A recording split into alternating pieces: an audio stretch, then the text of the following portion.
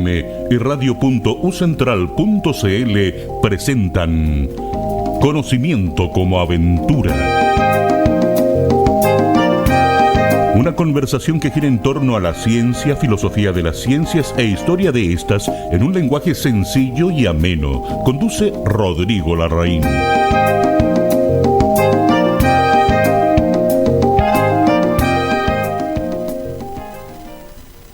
Muy buenas tardes, estimados Radio Escucha. Estamos ya conectados con nuestro invitado para el día de hoy.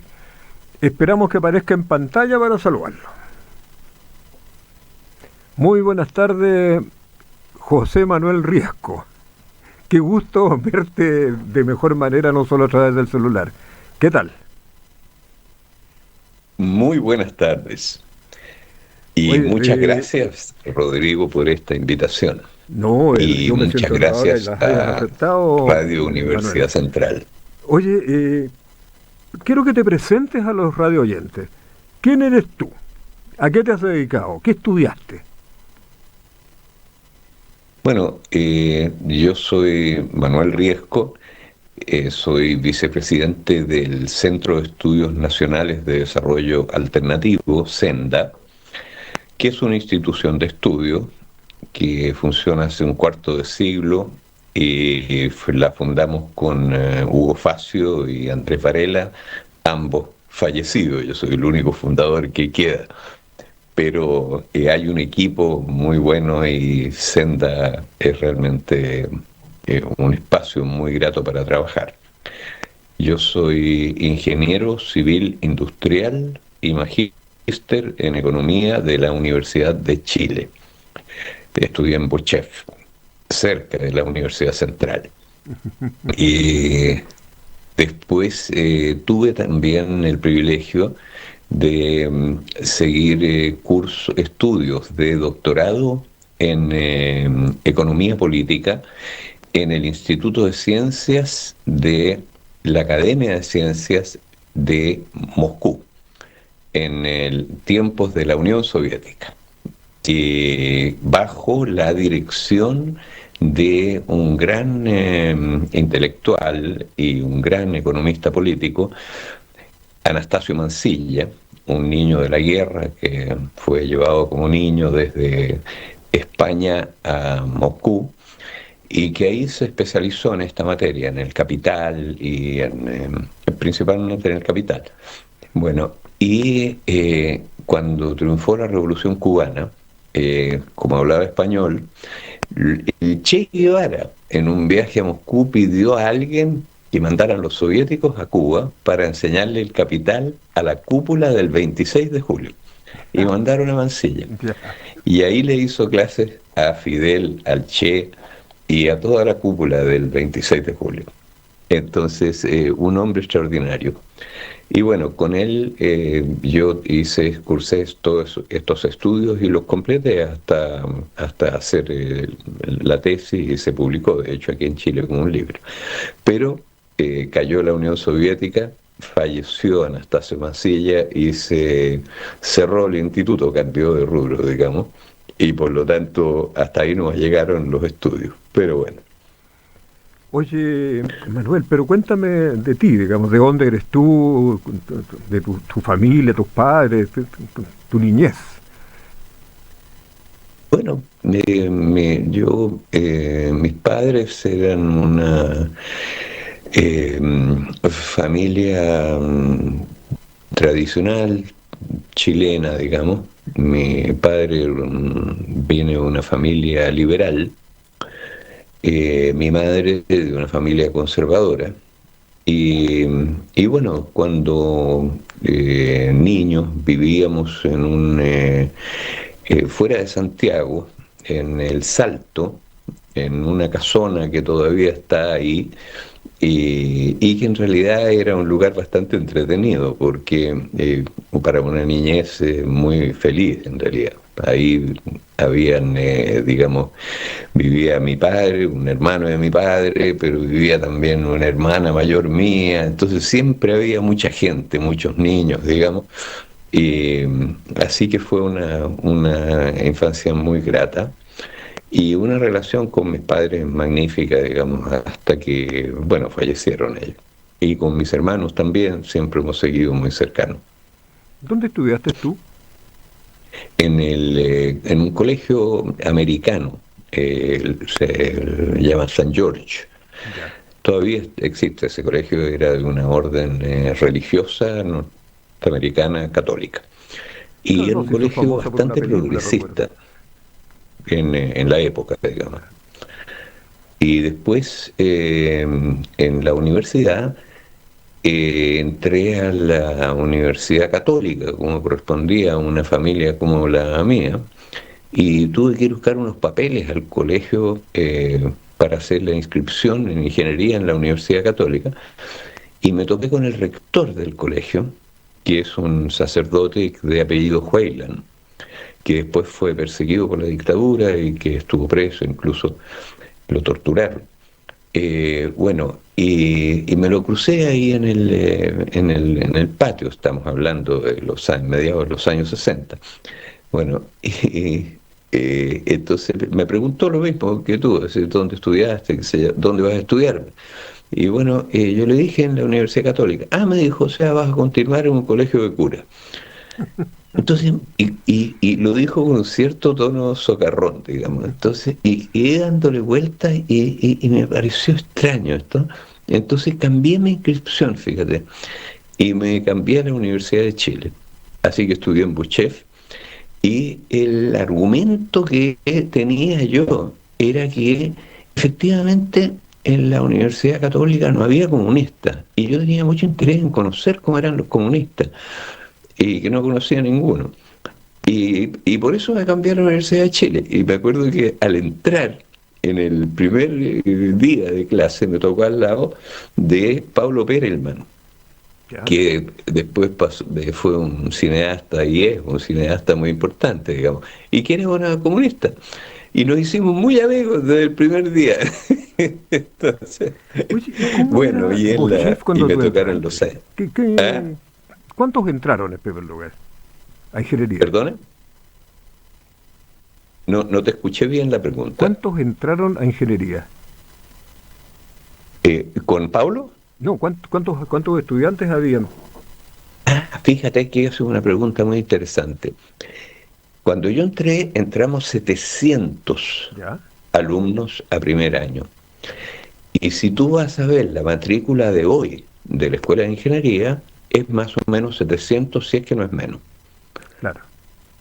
Entonces, eso te da una idea de cómo se ha estancado la educación universitaria pública, que en ese momento era prácticamente todas las universidades eran públicas, y hoy día las universidades públicas son como un 15% de la matrícula. Claro. Entonces, pero bueno, en todo caso fue una experiencia muy interesante.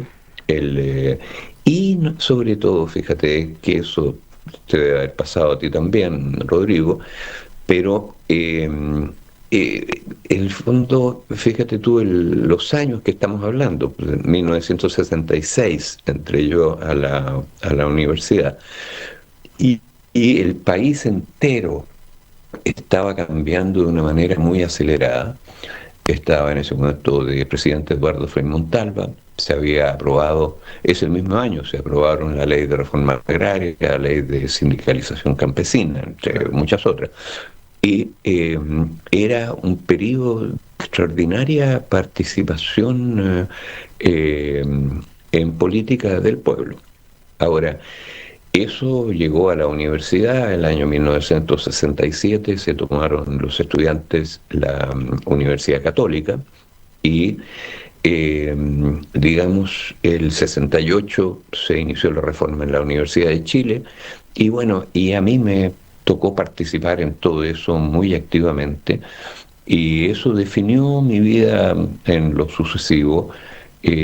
Por los amigos de esa época siguen siendo mis mejores amigos y nos tocó luego el gobierno popular y nos tocó la dictadura y especialmente, fíjate, la experiencia de la derrota en 1973 fue lo que forjó a nuestra generación. y la solidaridad y la hermandad prácticamente que se generó entre nosotros persiste hasta el día de hoy. Los ingenieros de mi generación, por ejemplo, tienen un grupo, hicieron un libro recién y conversan todos los días. Mayo, ¿y cuántos siguen egresaron de esos 700? ¿Perdona? ¿Cuántos egresaron de esos 700?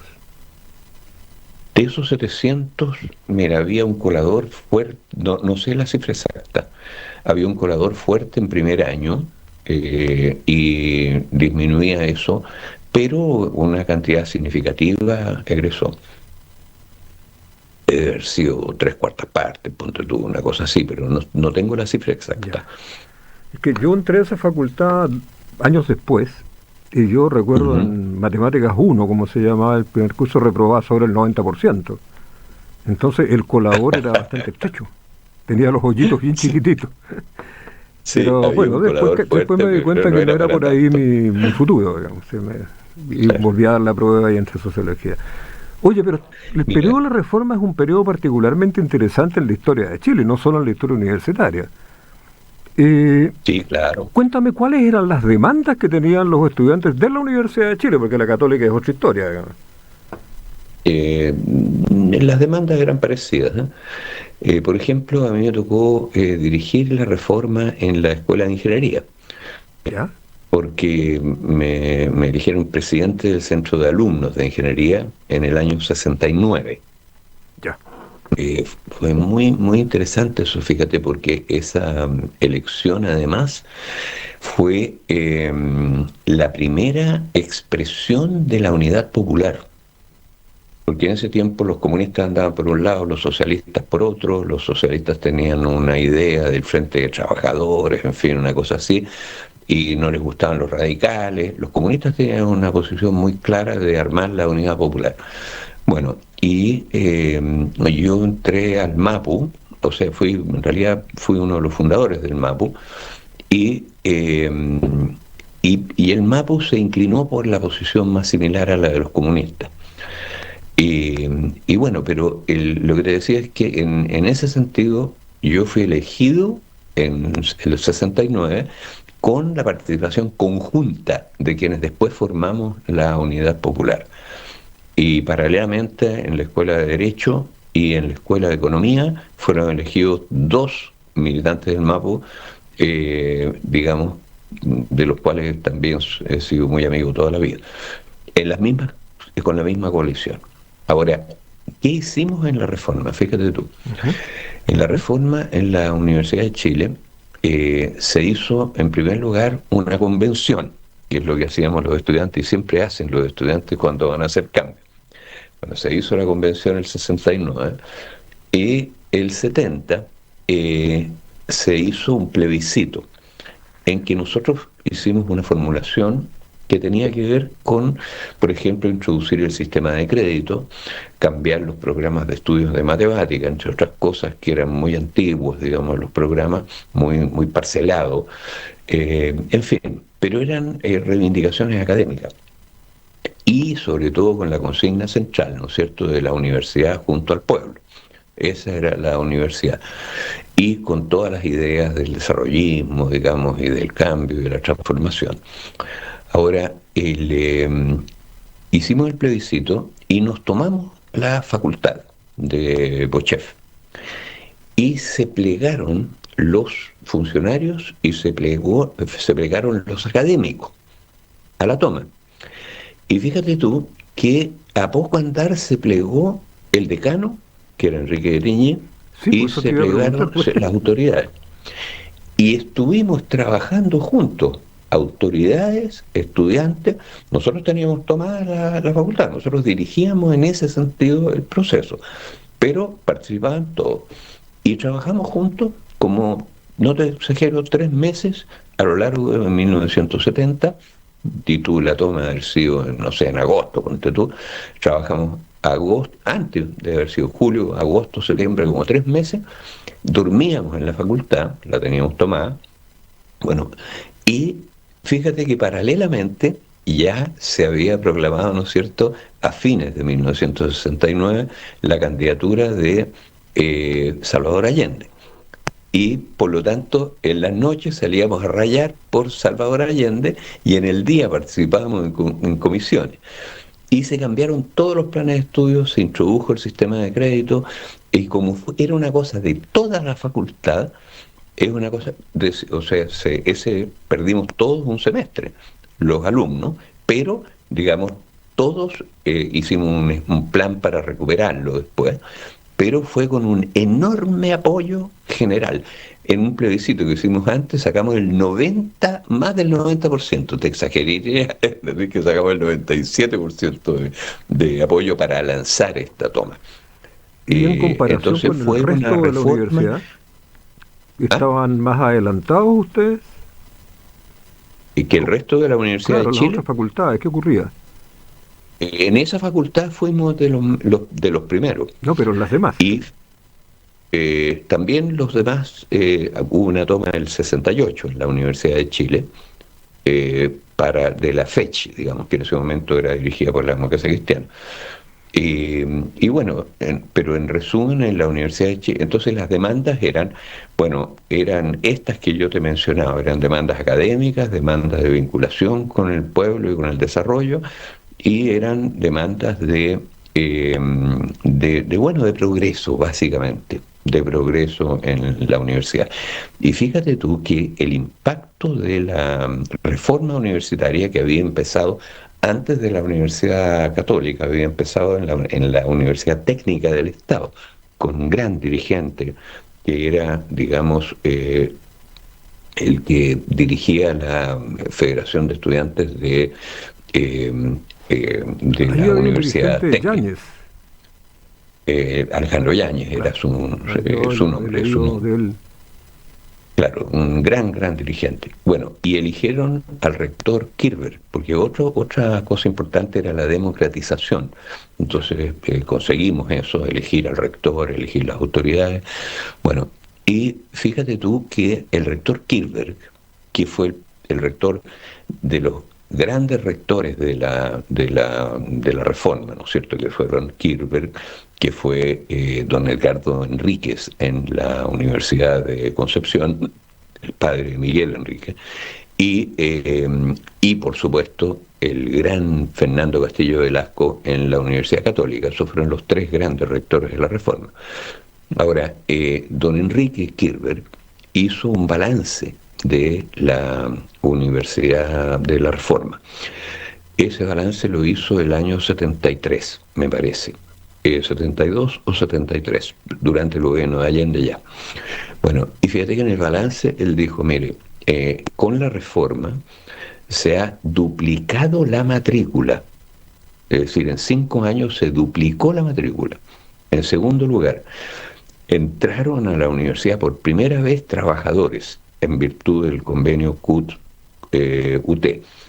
Y en tercer lugar, se triplicaron las sedes universitarias y se quintuplicaron los académicos a jornada completa.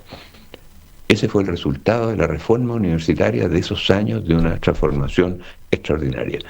Para que tú veas la diferencia con lo que pasó después del golpe. Claro. Y la restauración, digamos, de la vieja oligarquía, en fin, el retroceso brutal. Fíjate tú que en el año 1982, 83, es decir, 10 años después del golpe, la matrícula general del país, que se había, digamos, prácticamente duplicado también en todo el país, entre los gobiernos de Frei y de Salvador Allende. Bueno, la matrícula del año 83 era menor que la del año 74, que fue la última matrícula, digamos, anterior al golpe, por decirlo así. Habían despedazado las universidades. La Universidad de Chile era una universidad nacional, la Universidad Técnica también, etcétera. ¿Para qué decir en la educación básica y media? Habían tirado los colegios, todo el sistema de educación pública lo hicieron pedazos, tiraron los colegios a los municipios sin los recursos, los profesores todavía están cobrando la deuda histórica que les dejaron. En los sueldos de los académicos bajaron al 28% de lo que eran antes. para que te hagas una idea. Es decir, un impacto contra la cultura, parecido al que tiene Trump hoy día atacando las universidades norteamericanas. Es decir, una reacción brutal. Y eso lo presentaban como una revolución neoliberal, imagínate tú, cuando era revanchismo puro, porque consideraban, ¿no es cierto?, que las universidades eran una especie de plaza fuerte de la izquierda. Entonces, realmente una cuestión brutal. Piensa tú, voy a repetir la cifra. En el Allende pudo decir que en su mandato la matrícula en la educación pública, en todos los niveles, desde el kindergarten hasta la matrícula de educación de adultos, pasando por universitaria, técnica, toda, estudiaba en forma gratuita en su gobierno un 30%, 3 de cada 10 chilenos y chilenas estaban estudiando allí en forma gratuita.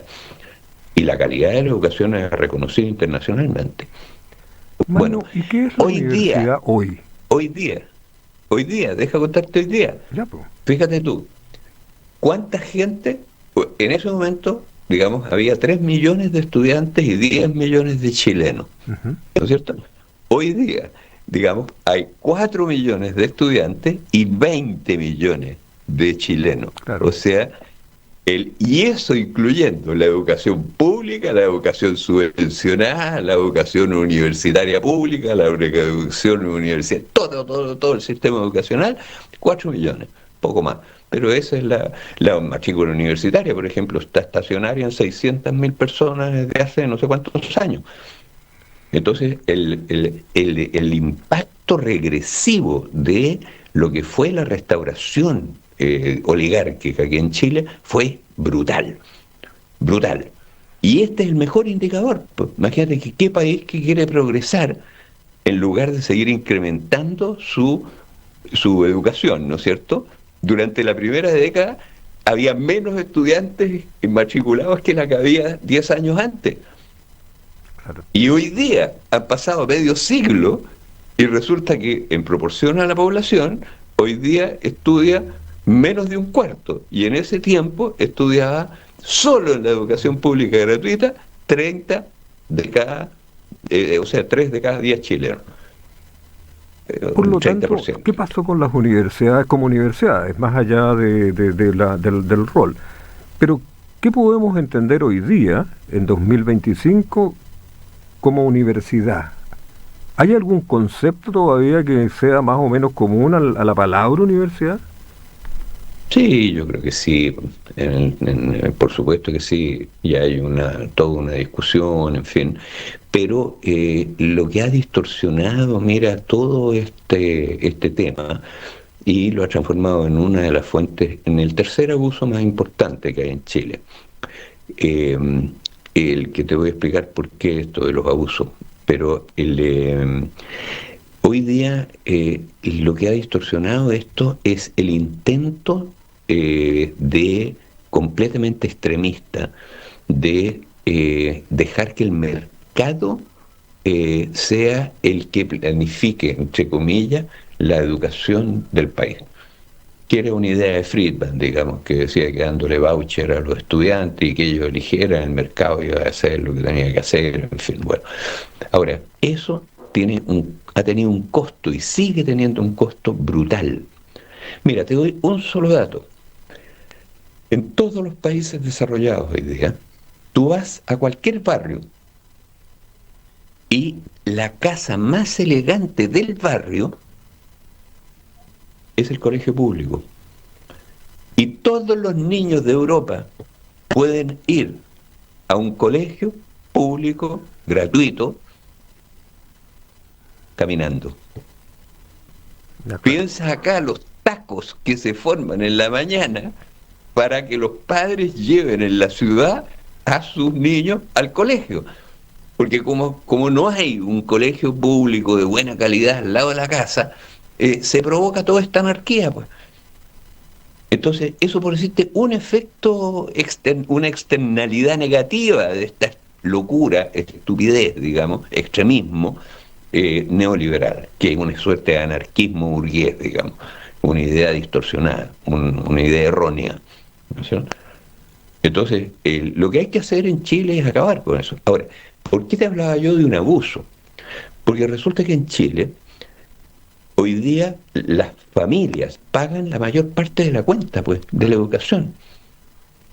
Y eso es un abuso, porque todas las cosas del espíritu, desde que la humanidad es humanidad, desde que en una caverna uno de nuestros antepasados dibujó un mamut en la muralla o sea, en la roca ahí de la caverna, ese trabajador del espíritu, es decir, ese artista en este caso, ¿quién lo sostenía? El resto de los que estaban en su tribu, pues. Y para eso tenía que haber un excedente, ¿no es cierto?, que fuera más allá de lo que necesitaba cada uno de los miembros de la tribu para comer. Bueno, pero resulta que a él lo mantenía el resto de la tribu con el excedente. Bueno, eso ha sido así en todas las sociedades. Las cosas del espíritu, incluyendo la educación, siempre han sido pagadas con el excedente social. Es decir, aquello que excede a lo que necesitan los trabajadores, ¿no es cierto?, que son los que producen todo para vivir ellos y su familia en condiciones más o menos dignas. Pero desde que apareció el excedente, aparecieron las clases sociales, apareció la propiedad, bueno, pero siempre los de arriba mantuvieron esta obligación, pues, el financiar íntegramente los asuntos del espíritu. Los reyes, la iglesia, parte de los de arriba, vivían con el excedente, ellos financiaban estas cosas, pues, íntegramente. Y aquí se ha pretendido que lo paguen las familias de los trabajadores, las familias del pueblo. Y eso es un abuso. Eso es un abuso. Porque la primera regla de los de arriba siempre ha sido, en todas las sociedades, que ellos pueden quedarse con el excedente legítimamente si es que cumplen una serie de normas. Y esta es una de las normas. Es decir, esta es una élite ilegítima. ¿Y por qué? Porque abusa, pues. Permite abuso. Porque le carga a los trabajadores, ¿no es cierto?, en este caso, la educación de sus hijos. Ahora, hay un abuso que es todavía mayor que este, ¿no es cierto?, y es que las empresas chilenas se financian con salarios, pues. Porque resulta que desde 1981 las cotizaciones previsionales, ¿no es cierto?, que son 1/5 de los ingresos del Estado, se desviaron a financiar negocios de empresarios a través de la AFP. Mira, nosotros calculamos todos los meses, acabamos de presentar ayer el último informe, lo llamamos IMA6 en Senda. Bueno, ¿sabes tú que de las cotizaciones previsionales, que son 1/5 de los ingresos, equivalen a 1/5 de los ingresos del Estado, que antes entraban al presupuesto, y que en otros países ingresan al presupuesto, ¿no es cierto? Y los gobiernos con eso pagan pensiones, etcétera. Bueno, las cotizaciones previsionales, cuyo monto duplica el monto de las pensiones que se pagan en Chile, o sea, alcanzarían para duplicar las pensiones actualmente de las AFP. Bueno, sin embargo, 5/6 de eso va a los mercados financieros todos los meses, todos los años y para siempre. Porque como todos los meses este excedente, 5/6 de las cotizaciones, van para allá, bueno, no se van a volver nunca, pues. Las únicas veces que se han devuelto es con los retiros del 10%.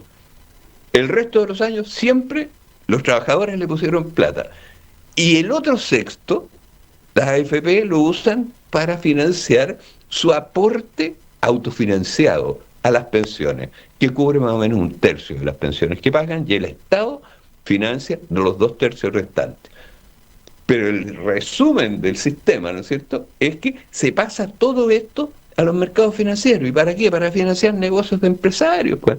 Si fíjate tú que según el Banco Central, el 70% de todos los créditos que piden las empresas directamente se lo piden al fondo de pensiones o a las reservas técnicas de la compañía de seguros, el 70%.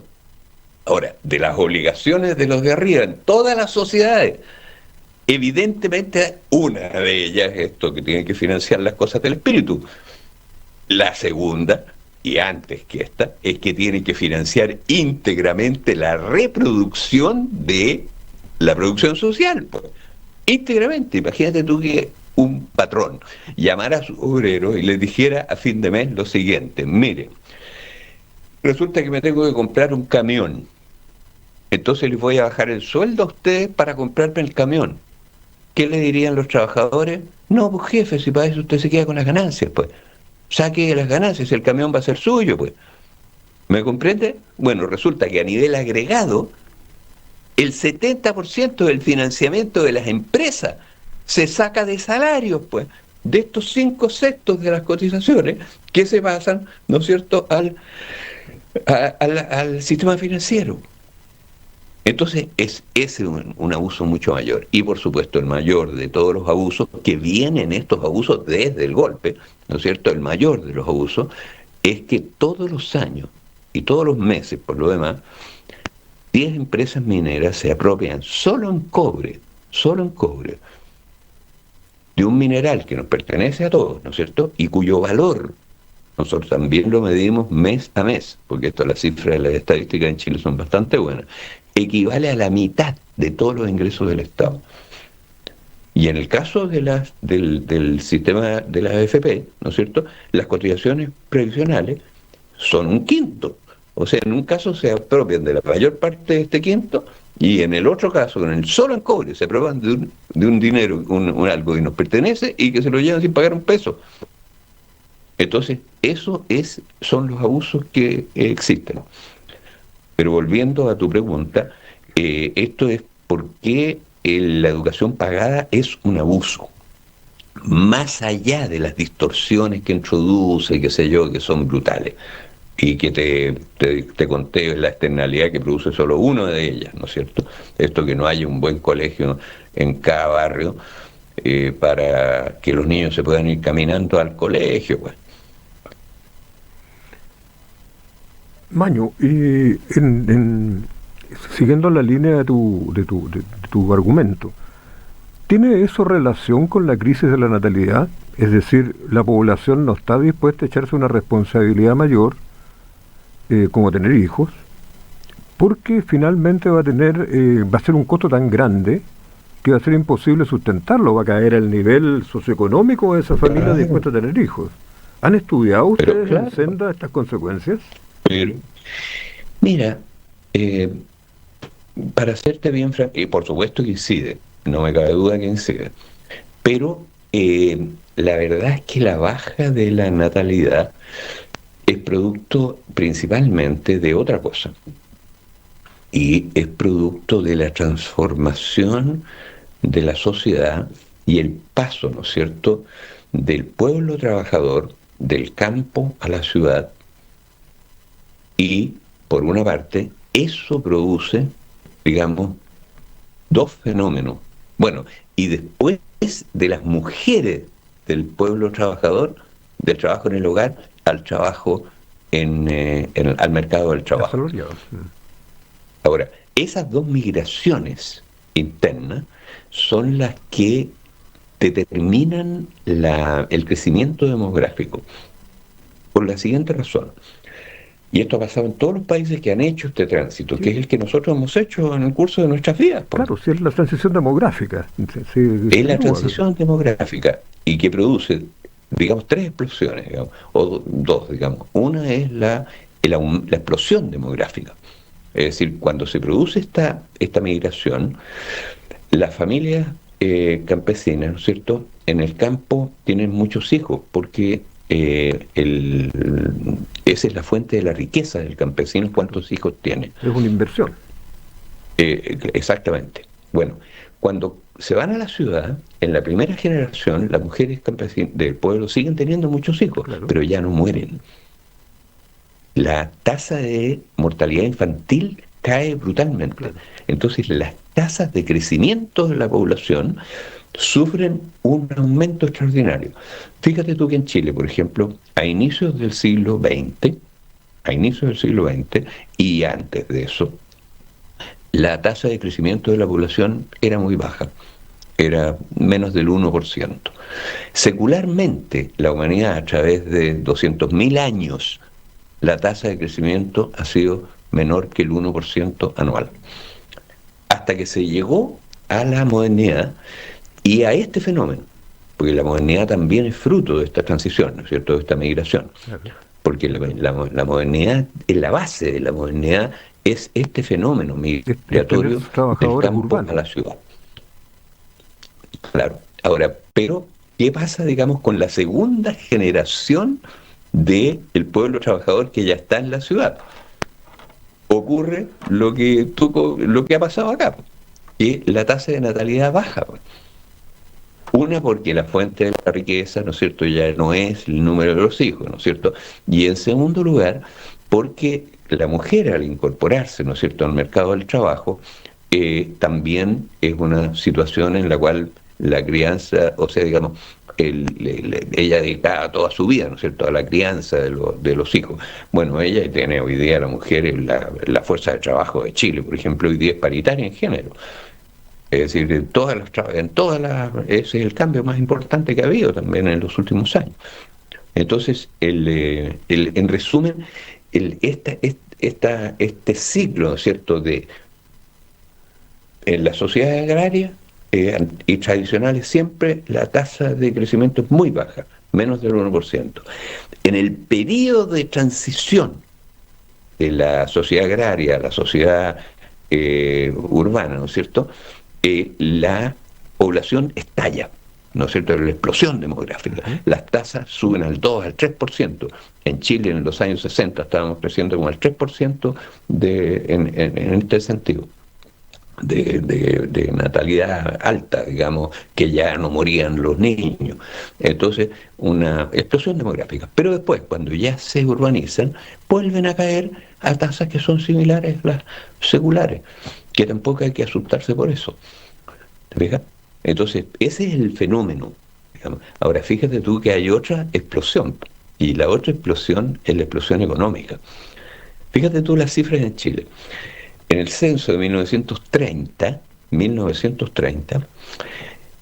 Chile tenía 4 millones de habitantes. Y por primera vez en ese censo se detectó que los habitantes de las ciudades habían igualado a los del campo.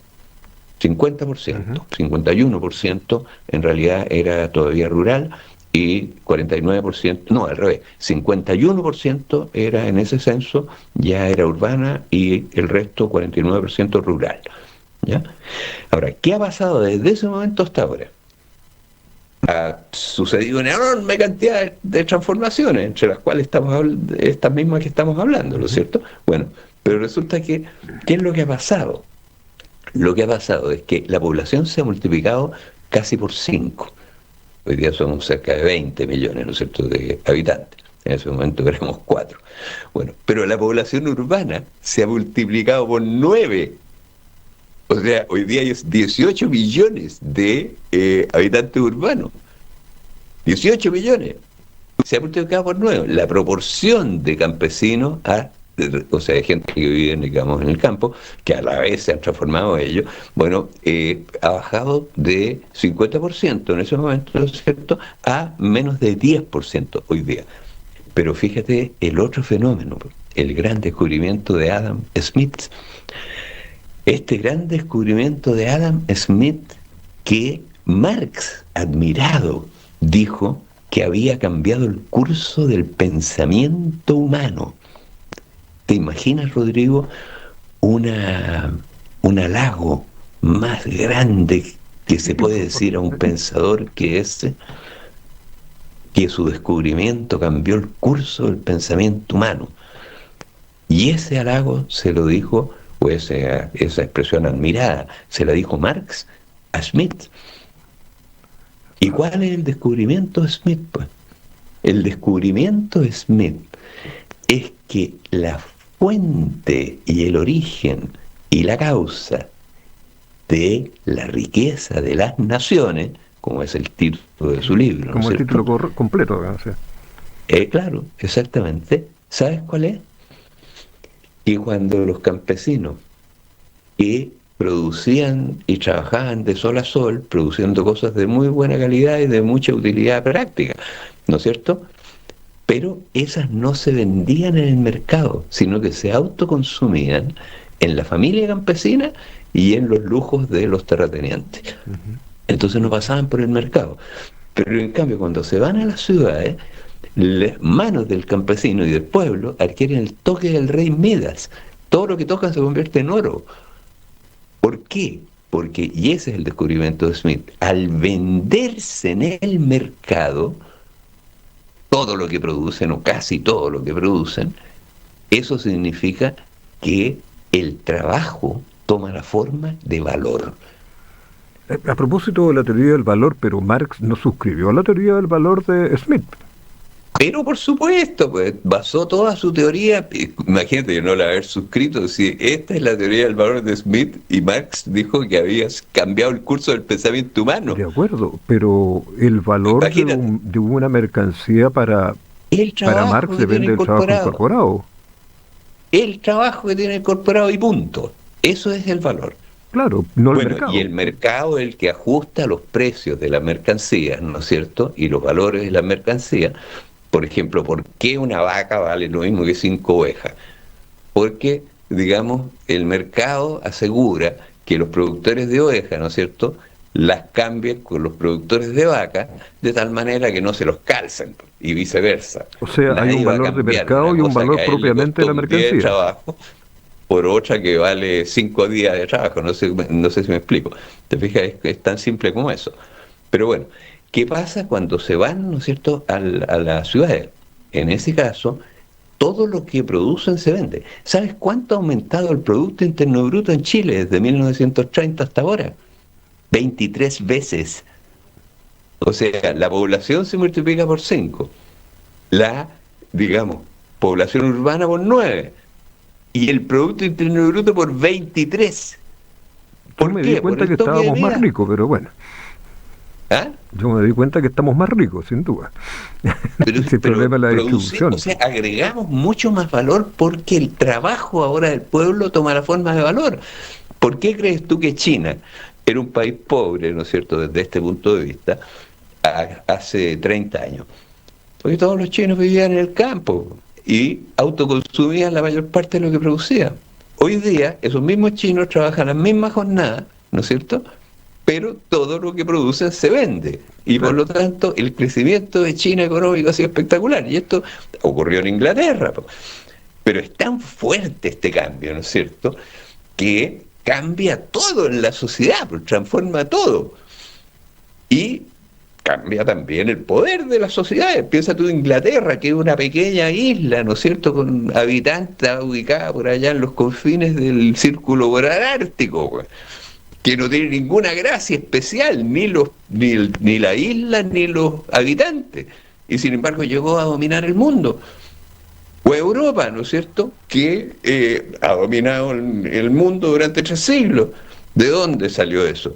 Digamos, no porque tengan una característica especial los europeos, o Europa misma. Hay países más ricos, agrícolas, que sea Francia, por ejemplo, tiene riqueza agrícola, pero ni tanto tampoco.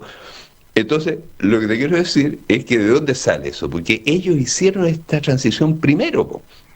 Oye, pero esto plantea una nueva pregunta. ¿La teoría de Marx ha sido asumida? ¿Sigue estando vigente? Pero por supuesto, pues. A ver, pero ilustra. La teoría de Smith y la teoría de Marx, pero evidente, pues. Pero piensa tú, ¿cómo se calcula el Producto Interno Bruto, que es la medida económica más importante de toda la economía política? ¿Cómo se calcula? Bueno, la sumatoria del precio de todos los bienes que produce una sociedad en un periodo de tiempo, el año. No es eso. Es la sumatoria del valor agregado. Ah, ya, sí. Es que partí muy básico. ¿Y cuál es el valor agregado? No sé, mi profe no eran tan malos. Es el precio de venta, como bien dices tú, menos las facturas que paga esa empresa a otro, ¿no es cierto? Esto lo sabe cualquier persona que tiene cualquier aparato productivo, ¿no es cierto? Porque lo calcula para calcular el IVA.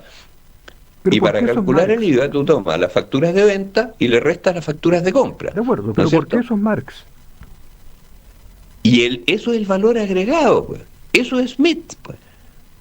Y Marx. Bueno, y el valor agregado es eso. Ahora, los salarios nunca se han restado, pues, porque el valor agregado se divide en salario y ganancia. ¿Me comprende? Pero el valor agregado y el precio del producto está dado ¿por qué? Por la cantidad de horas de trabajo que tiene, pues. Y eso es toda la teoría económica, está basado en eso, exactamente en eso. Y cuando eso no ocurre, ¿qué pasa con las sociedades? Si no ocurre, ¿qué dices tú? Cuando ¿qué pasa con el Producto Interno Bruto cuando se lo apropia un sector de la sociedad? ¿Qué es lo que ocurre habitualmente? Es que ese es otro cuento. Mira, las sociedades funcionan de la siguiente manera, y han funcionado siempre de la siguiente manera. El pueblo trabajador lo produce todo. Pero el pueblo trabajador, para ejecutar esa producción, yo te estoy citando palabras de Smith, Adam Smith, no cuenta con los medios para producirlo, ni tampoco con los víveres necesarios para vivir mientras produce. Claro. Y hay algunos productos que se demoran varios meses, ¿no es cierto?, en producirte antes que se vendan. Claro. Entonces se necesitan víveres para poder producirlo.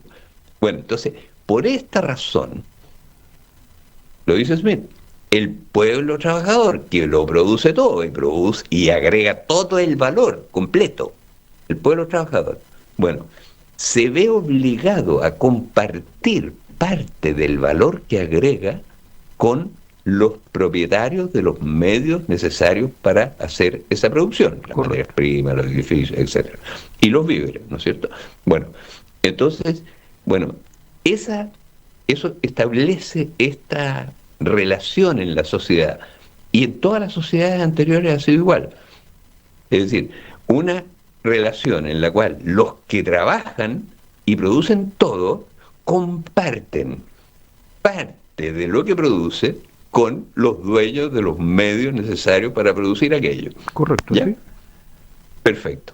Bueno, pero con ciertas condiciones.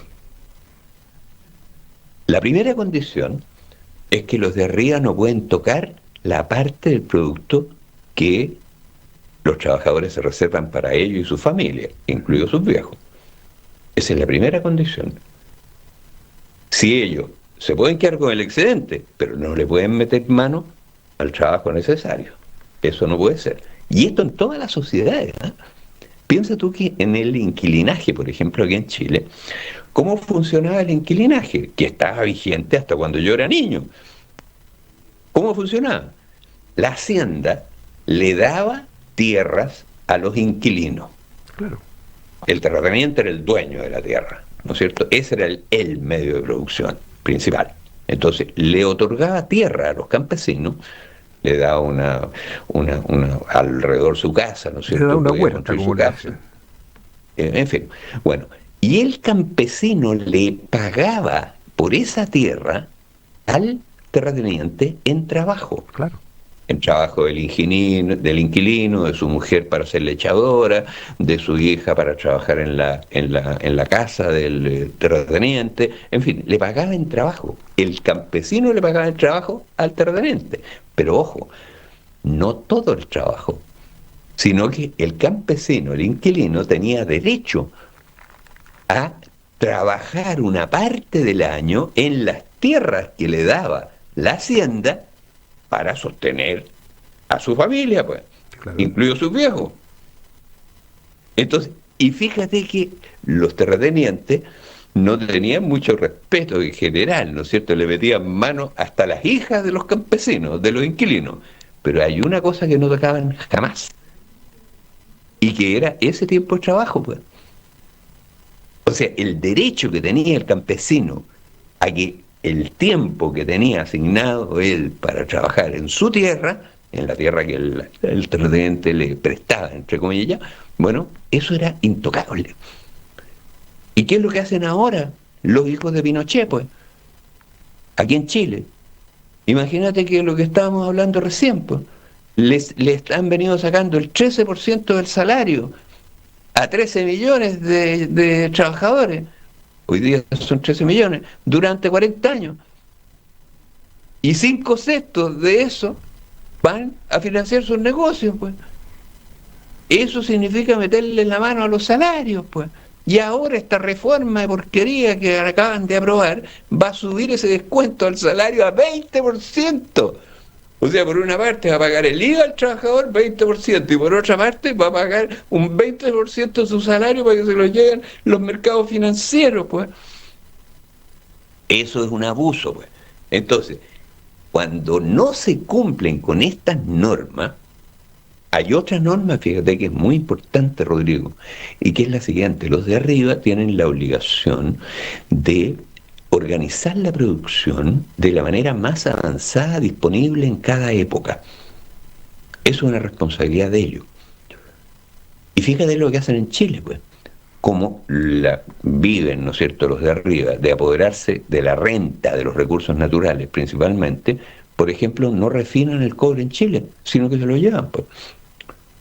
O sea, lo venden así en bruto, porque son rentistas. Es decir, no organizan la producción de acuerdo a la forma moderna de producción, que hacer contratar masivamente trabajo asalariado para producir bienes y servicios que se venden en el mercado. Eso no lo hacen, no les interesa. Entonces no están cumpliendo con esa obligación, no están cumpliendo con la obligación de no tocar los salarios, no están cumpliendo con su obligación de financiar íntegramente las cosas del espíritu, incluida la educación, íntegramente. O sea, este es un capitalismo, ¿qué? ¿Burdo? No es arrasado, capitalismo, pues. ¿No moderno? No es capitalismo, pero lo que sea, no es legítimo. ¿Y qué ocurre cuando pasan esas cosas? El pueblo se rebela contra los de arriba, pues. Fíjate tú que Maquiavelo, que es el fundador de la ciencia política moderna, sí, en el capítulo 9 de El Príncipe, y si alguien, o sea, los auditores de este programa, yo les dejaría como tarea, fíjate, que lean El Príncipe de Maquiavelo y que lean el capítulo 9. Esto siempre nos lo decía un gran amigo que era Osvaldo Fernández, que falleció el año pasado, digamos, un gran amigo también, un gran profesor de Valparaíso, uno de los intelectuales más importantes de Chile. Bueno, siempre nos decía eso. ¿Leyó el Príncipe usted? No, profe, no le digo. Vaya y no podemos seguir hablando mientras no lea El Príncipe. Por lo menos lea el capítulo 9. Bueno, ¿y qué es lo que dice Maquiavelo en el capítulo 9? Fíjate tú qué importante es esto para el Chile de hoy. Dice lo siguiente: la legitimidad del príncipe se basa en su capacidad de someter a los nobles, para que no abusen del pueblo. Y si el príncipe no cumple con ese deber de someter a los nobles para que no abusen del pueblo, si no hace eso el príncipe, dice Maquiavelo en el capítulo 9 de su libro así titulado, ¿de qué le sirve el príncipe al pueblo, pues? Porque resulta que el pueblo es el que mantiene al príncipe. El pueblo es el que le da las coronas, los armiños, los palacios, todas esas payasadas, digamos, ¿no es cierto? Bueno, el pueblo se los da, pues. ¿Pero para qué se los da? Para que someta a los nobles, pues, para que no abusen de él. Y si no lo hace, la ira del pueblo contra quienes abusan, que son estos 8, en el caso de Chile, 10 mineras, 4 grupos que controlan el sistema de FP, esos son los que abusan del pueblo, ¿no es cierto? Y el príncipe, que es el sistema político, no los toca, pues. Bueno, entonces, ese otro temazo que pasa con el sistema político en Chile, que pasa con la sociedad política, y cuál es el rol de los viejos actores de los partidos políticos. Bueno, son parte del sistema político, claro, pero hoy día y todos los partidos no garantizan ni siquiera la estabilidad política. Pero por supuesto, porque ¿qué es lo que pasa con el pueblo? Pues cuando el príncipe no cumple con este deber de someter a los poderosos para que no abusen de él, ¿no es cierto? Entonces, el pueblo vuelca su ira contra el príncipe, pues. Y el sistema se deslegitima. Y no hay autoridad política. Y si no hay autoridad política, Rodrigo, nada funciona en un país. Si eso se nota, pero para que haya una ruptura implica organización, que es lo que uno no ha visto en los últimos tiempos. Mira, yo te diría que lo que ha visto en los últimos tiempos es lo que se ve cada 10 años en todas las sociedades, y es que el pueblo irrumpe masivamente en el espacio político. Las revoluciones, Rodrigo, suceden. Ha sucedido siempre. Y suceden precisamente por esto. Porque los nobles, los poderosos, abusan del pueblo. No cumplen con estas obligaciones básicas que yo te mencionaba recién. ¿Ves? No cumplen con ellas, las incumplen. Y por lo tanto el pueblo, para hacerse respetar, irrumpe masivamente en el espacio político. Ahora, es lo que acaba de pasar en Chile el 18 de octubre. Es lo que pasó en 1983. Y es lo que pasó en los años 60, pues. Que fue la irrupción más grande, la revolución que va a ser escrita con mayúscula, como la revolución chilena. Y el presidente Allende, el padre del Chile moderno. ¿Verdad? Entonces, bueno, el pueblo irrumpe. En Chile ha irrumpido el pueblo cada 10 años, en promedio, en política. Ha habido estallidos cada 10 años, en promedio. Bueno, entonces, ahora, como tú muy bien dices, esa irrupción necesita de alguien que la conduzca. Claro.